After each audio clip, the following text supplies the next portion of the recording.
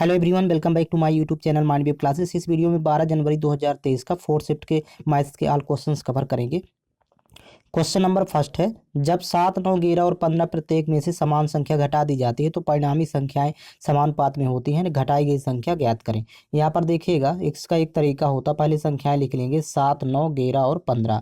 अब देखिए फर्स्ट दो संख्याओं का डिफरेंस देखेंगे यहाँ पर तो 2 का है, और लास्ट दो संख्याओं में अंतर देखेंगे तो यहाँ पर 4 का है। और इसको देखिए सिंप्लीफाई करेंगे और रेशियो में कन्वर्ट करेंगे तो 2 1 कम 2, 2 दूनी 4, मतलब 1:2 का अनुपात आएगा। अब इस 1 का गुणा 11 के साथ करते हैं और इस 2 का गुणा 7 के साथ करते हैं तो 7 दूनी 14 माइनस 11 एकम 11, और डिवाइड बाई देखिए भाग करेंगे अनुपात में जो संख्याएं दी गई हैं उसके अंतर से, तो 2 और 1 का अंतर यहाँ पर 1 आएगा। अब देखिए यहाँ पर वैल्यू प्राप्त होगी 14 माइनस 11 करेंगे 3, तो अभीष्ट संख्या 3 होगी। ये इस तरह फाइंड करते हैं। ऑप्शन नंबर फर्स्ट करेक्ट है। नेक्स्ट क्वेश्चन, 3 उम्मीदवारों ए, बी और सी के बीच एक चुनाव में पंजीकृत मतदाताओं में से 80% ने मतदान किया और सभी मत वैध थे। देखिए उम्मीदवार बी को ए से 50% कम मत मिले, तो बी और ए का पहले रेशियो में यहाँ पर कन्वर्ट कर लेंगे। तो बी को ए से 50% कम मिले, तो यदि ए को 100 मिले तो बी को 50 कम मिलेंगे, तो 50 ही मिलेंगे। तो इनका अनुपात बनेगा, देखिए 50 से कम 50, 50 दूनी 100, अर्थात 1:2 बनेगा यहाँ पर बी और ए का। फिर कह रहा कि और बी एवं सी द्वारा हासिल किए गए मतों की संख्या के बीच का अंतर 10,000 था। यदि बी को सी से 10% अधिक मत मिले, देखिए बी और सी का यहाँ पर रेशियो बना लेते हैं। बी को सी से 10% अधिक मिले, मतलब सी को यदि 100 तो बी को 110। अब यहाँ पर रेशियो बनेगा दोनों का, 0 0 कैंसिल आउट हो जाएगा तो 11:10, यहाँ पर बन जाएगा 11:10। अब देखिए यहाँ पर बी वाली वैल्यू यहाँ पर समान है, लेकिन यहाँ पर एक 11 है, यहाँ पर 1 है, तो इसको इक्वल करना है तो इस 11 का मल्टीप्लाई इन दोनों के साथ करेंगे और यहाँ पर 1 का मल्टीप्लाई दोनों के साथ। तो देखिए 11 1 कम 11 हो जाएगा, 11 दूनी 22, यहाँ पर ये कन्वर्ट हो जाएगा रेशियो 11 का दोनों से मल्टीप्लाई, और 1 का करेंगे तो ये सेम यही रहेगा 11:10। अब यहाँ पर देखिए अनुपात में ए बी सी के मत यहाँ पर प्राप्त हो गए। ए अनुपात बी अनुपात सी पहले यहाँ पर सेट कर लेंगे अनुपात में। तो ए की वैल्यू देखिए यहाँ 22 है, यहाँ पर ए है तो लिखेंगे यहाँ पर 22। फिर अनुपात यहाँ पर देखिए बी की वैल्यू इक्वल कर ली थे अर्थात 11, और सी की वैल्यू हो जाएगी 10। यहाँ पर देखिए सी है, यहाँ पर ये 10 है। अब ए बी सी का यहाँ पर देखिए अनुपात में वैल्यू आ गई, लेकिन यहाँ पर कह रहा था कि मतदाता सूची में पंजीकृत मतदाताओं की संख्या कितनी है, तो टोटल 100% आपको फाइंड करना है। तो यहाँ पर देखिए बी एवं सी द्वारा हासिल किए गए मतों की संख्या के बीच का अंतर 10,000 है। यहाँ पर अनुपात में बी और सी का अंतर यहाँ पर 1 है, तो 1 अनुपात की वैल्यू यहाँ पर दिया है 10,000। तो यहाँ पर देखिए टोटल हो रहा है, इनको आपस में जब जोड़ेंगे तो 43 हो रहा है। 43 अनुपात की वैल्यू हो जाएगी, 43 इंटू 10,000 करेंगे तो 43 के बगल में देखिए 50 आएंगे, अर्थात 4,30,000। ये वैध मत है 4,30,000। लेकिन यहाँ पर कह रहा था प्रश्न में स्टार्टिंग में कह रहा कि पंजीकृत मतदाताओं में से 80% ने मतदान किया था और सभी मत वैध थे, तो यही देखिए 80% की वैल्यू हो जाएगी 4,30,000। ये जो अभी फाइंड किए 4,30,000 या 80% के है, आपको 100% फाइंड करना है। तो देखिए मतदाता सूची में 100% होते हैं, तो 0 0 यहाँ से कैंसिल आउट हो जाएगा। फिर 8 एकम 8, यहाँ से देखिए 8 पंचे 40, फिर ये 30 हुआ, तो देखिए 8 8 चौक 32, सॉरी 3 बार जाएगा, 8 3 24, फिर 6 60 होगा, तो 8 7 56, फिर यहाँ 4 40, 8 पंचे 40, तो 5375 होगी 1% की। 100% की फाइंड करना है तो 5375 के बगल में डबल जीरो आएगा। तो ये टोटल मत होंगे जो कि पंजीकृत मत हैं, तो ऑप्शन नंबर इसका सेकेंड करेक्ट है। नेक्स्ट क्वेश्चन देखेंगे, 550 मीटर और 650 मीटर की लंबाई वाली दो ट्रेनें क्रमशः 68 किलोमीटर प्रति घंटा और 40 किलोमीटर प्रति घंटा की चाल से विपरीत दिशाओं में एक दूसरे के समानांतर चल रही हैं। कितने समय में यानी सेकेंड में वो एक दूसरे को पार करेंगी। अब यहाँ पर देखिए टाइम पूछ रहा है, तो टाइम इक्वल टू फार्मूला होता है डिस्टेंस अपॉन स्पीड। अब यहाँ पर डिस्टेंस हो जाएगी दोनों ट्रेन की लंबाइयों का योग, तो देखिए 6 5 11 और यहाँ 50 50, तो यानी ये हो जाएगा टोटल 1200 मीटर। और यहाँ पर स्पीड हो जाएगा, दोनों एक दूसरे के विपरीत दिशा में चले तो दोनों को जोड़ेंगे तो 68 40 108 किलोमीटर प्रति घंटा। इसको मीटर प्रति सेकंड में कन्वर्ट करना तो 5/18 से मल्टीप्लाई करेंगे, तो देखिए 18 एकम 18, 18 छक्का 108 होता है, तो 6 पंचे 30, नीचे ऊपर 1200 रहेगा, नीचे यहाँ पर 30, 0 0 कैंसिल आउट, 3 एकम 3, 3 चौक 12, एक जीरो लगाएंगे, अर्थात 40 सेकंड यहाँ पर टाइम होगा। ऑप्शन नंबर फर्स्ट करेक्ट है।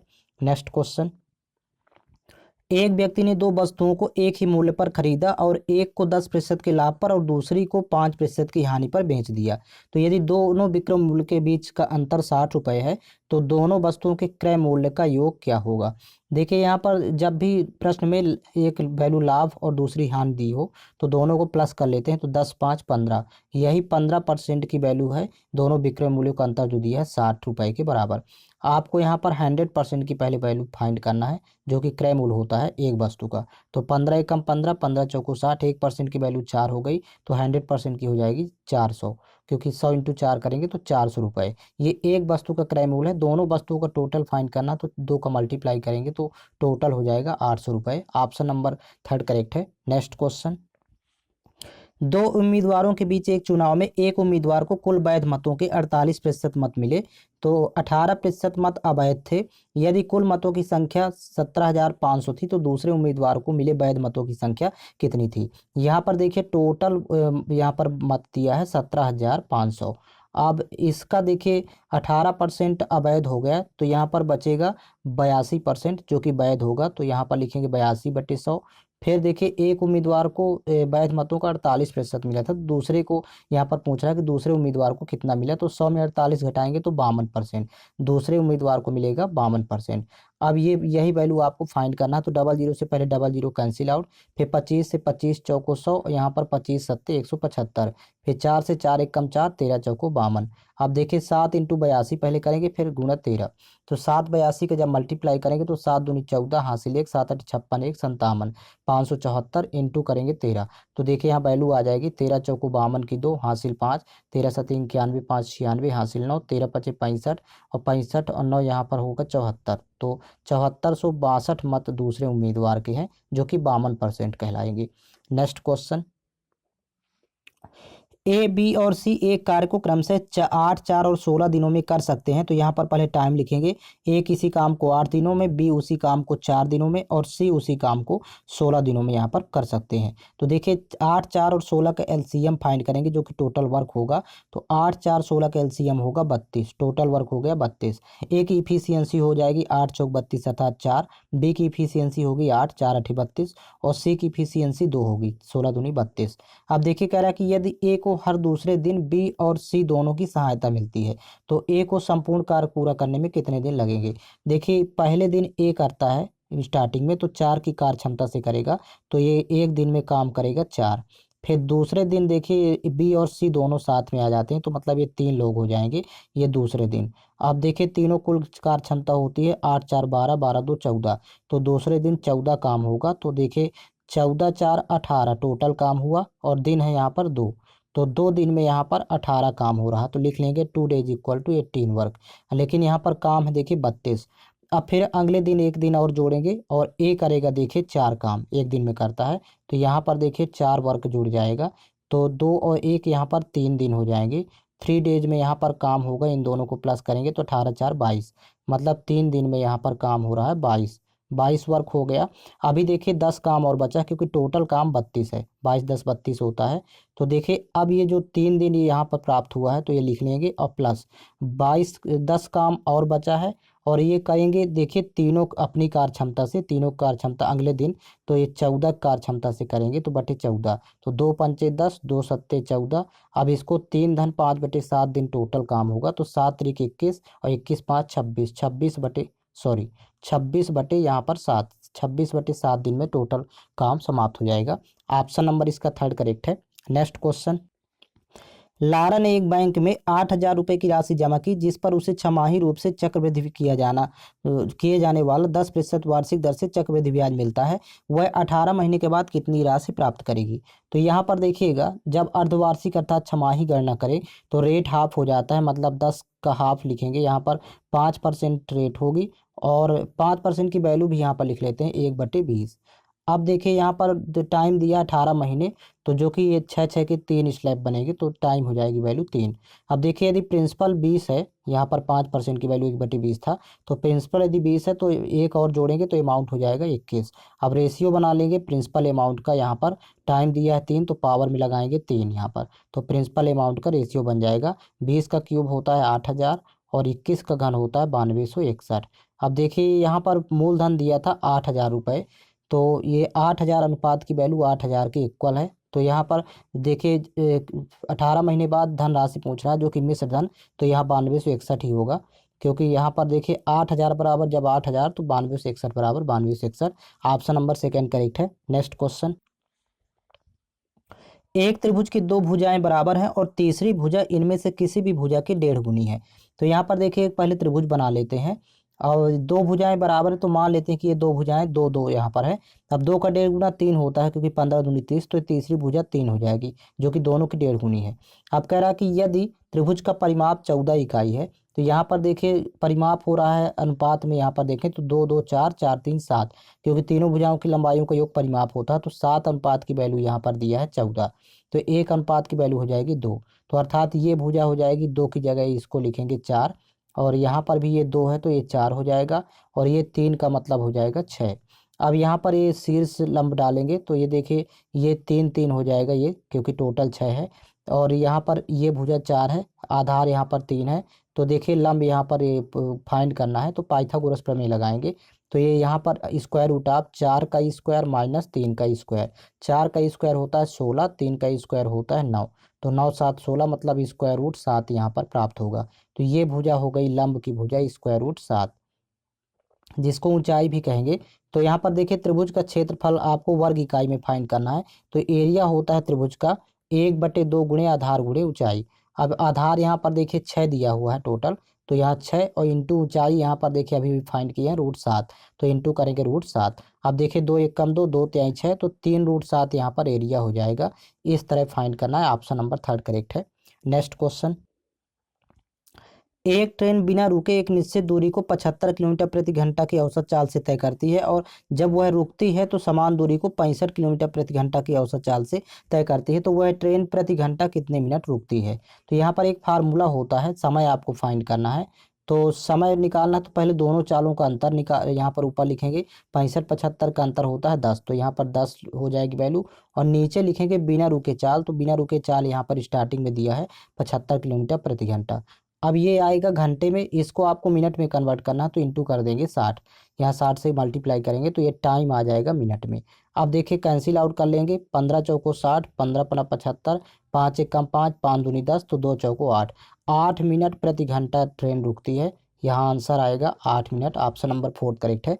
नेक्स्ट क्वेश्चन, सोहन और रोहन मिलकर एक कार्य को 18 दिनों में कर सकते हैं। यदि सोहन अकेला उसी कार्य को 27 दिनों में कर सकता है, तो रोहन अकेले उसी कार्य को पूरा करने में कितने दिन लेगा। तो देखिए यहाँ पर रोहन का फाइंड करना है, वो भी रोहन अकेले कार्य को कितने दिन में करेगा। तो जब अकेले की चर्चा करेगा तो दोनों का पहले गुणनफल कर लेंगे, ऊपर 18 इंटू 27, और नीचे दोनों का डिफरेंस अर्थात अंतर, तो 27 माइनस 18, 27 में 18 घटाएंगे तो 9 बचेगा, 9 1 कम 9, 9 3 27, तो 18 3 54, यहाँ पर 54 दिन लगेंगे। ऑप्शन नंबर इसका फोर्थ करेक्ट है। नेक्स्ट क्वेश्चन, एक विक्रेता ₹10 में 15 वस्तुएं खरीदता है और ₹15 में 10 वस्तुएं बेचता है, तो विक्रेता द्वारा अर्जित प्रतिशत लाभ ज्ञात कीजिए। पहले यहाँ पर देखिए रुपए और वस्तु, तो सीपी कंडीशन यहाँ पर दिया हुआ है पहले खरीदने की। देखिए 10 रुपए में 15 वस्तुएं, तो यहाँ पर 10 रुपए सीपी और 15 वस्तुएं हैं यहाँ पर। फिर इसके बाद देखिए एसपी की कंडीशन भी दिया है विक्रय मूल्य की, कह रहा कि 15 रुपए में 10 वस्तुएं बेचता है, तो यहाँ पर रुपए 15 होगा, वस्तुएं 10। अब देखिए पहले वस्तुओं की संख्या समान कर लेते हैं, तो यहाँ पर 15 10 का एलसीएम 30 होता है, तो देखिए इसको 30 बनाना है, 30 के इक्वल करना है, तो 2 का मल्टीप्लाई करेंगे दोनों के साथ, और यहाँ पर इसको 30 बनाना है तो 3 का मल्टीप्लाई करेंगे दोनों के साथ, तो ये वस्तुओं की संख्या देखिए इक्वल हो गई। अब सीपी यहाँ 20 है और एसपी है यहाँ पर 45, तो देखिए 25 का लाभ होगा, 20 में खरीद के 45 में बेचेंगे, तो परसेंट में फाइंड करना है, तो 25 का लाभ होगा, लेकिन ये सीपी पर होगा, तो सीपी की वैल्यू 20 नीचे लिखेंगे, इनटू करेंगे 100, तो 20 1 कम 20, 20 पंचे 100, 25 पंचे 125, 125% का यहाँ पर प्रॉफिट होगा। ऑप्शन नंबर इसका सेकंड करेक्ट है। नेक्स्ट क्वेश्चन, प्रथम 4 विषम अभाज्य संख्याओं का औसत कितना होगा। देखिए यहाँ पर एवरेज फाइंड करना है, तो औसत प्रथम 4 विषम अभाज्य संख्याएं, तो पहली विषम अभाज्य संख्या 3 होती है, फिर अगली 5, फिर अगली 7, फिर अगली 11, तो इस तरह से चारों अभाज्य संख्याओं का योगफल बटे 4 होगा। तो देखिए 11 7 18, 5 23 3 26, 26 बटे यहाँ पर करेंगे 4।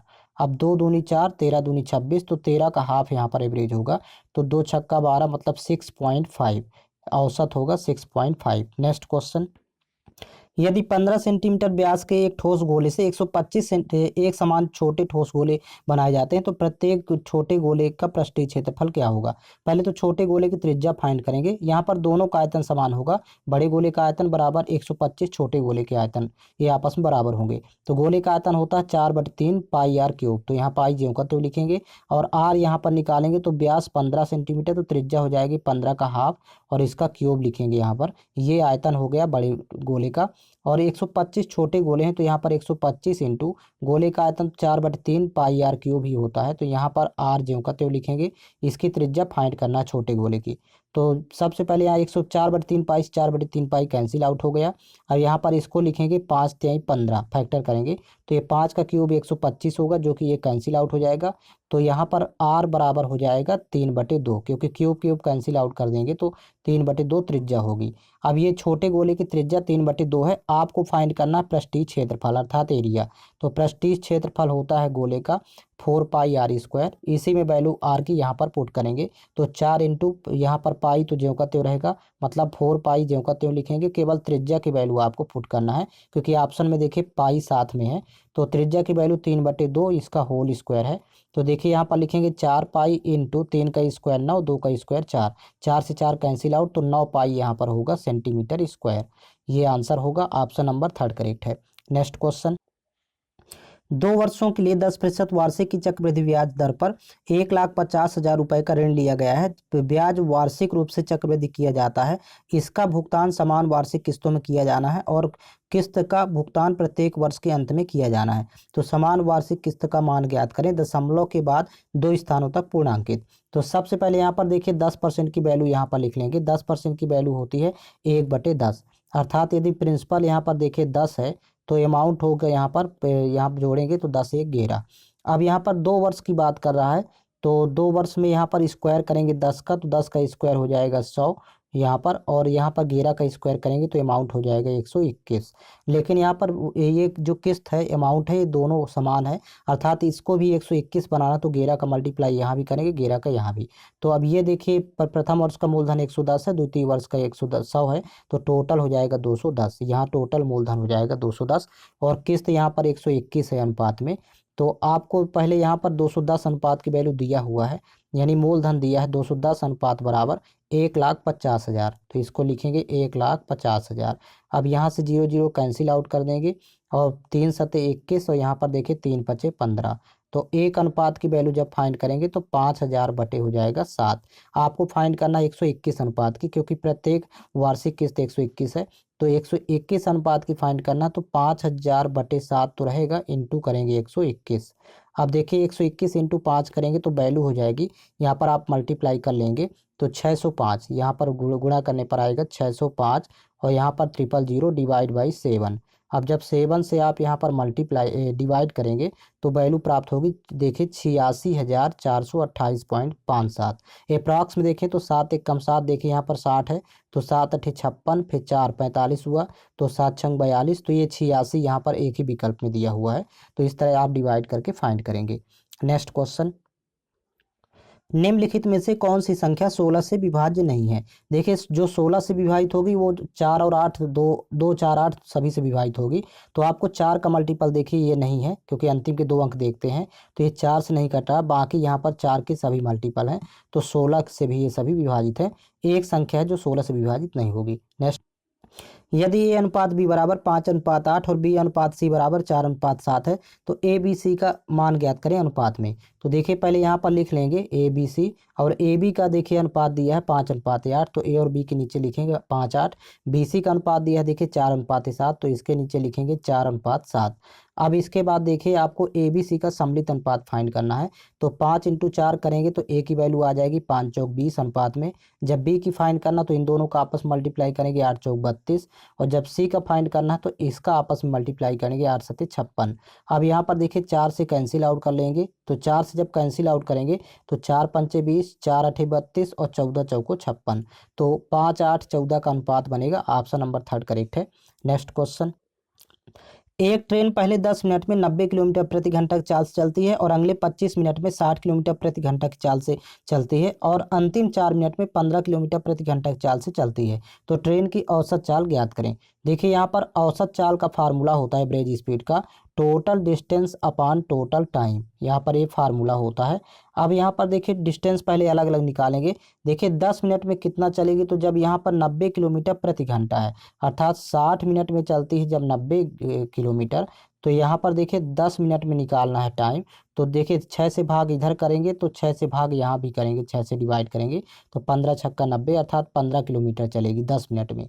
ये यहाँ पर फाइंड हो गया। फिर अगले 25 मिनट में देखिए 60 किलोमीटर प्रति घंटा, मतलब 1 घंटे में होते हैं 60 मिनट, तो 60 मिनट में चलती है 60 किलोमीटर। तो आपको 1 मिनट में निकालना है तो यहाँ पर 1 किलोमीटर चलेगी। आपको 25 मिनट में यहाँ पर फाइंड करना था तो 25 मिनट में चलेगी 25 किलोमीटर। ये यहाँ पर सेकेंड वैल्यू आ गई डिस्टेंस। फिर आगे देखिए अंतिम 4 मिनट में 15 किलोमीटर प्रति घंटा, अर्थात यहाँ पर 1 घंटे में 60 मिनट होते हैं तो 60 मिनट में चलती है 15 किलोमीटर। अब आपको फाइंड करना है 4 मिनट में, तो 4 मिनट बनाना है 60 से, तो देखिए यहाँ पर 15 से भाग करेंगे, डिवाइड बाई 15 होगा तो 4 आएगा। तो यहाँ भी 15 से भाग करेंगे, जब इसमें डिवाइड करेंगे यहाँ पर तो एक वैल्यू प्राप्त होगी। तो ये लास्ट की डिस्टेंस 1 किलोमीटर होगी 4 मिनट में।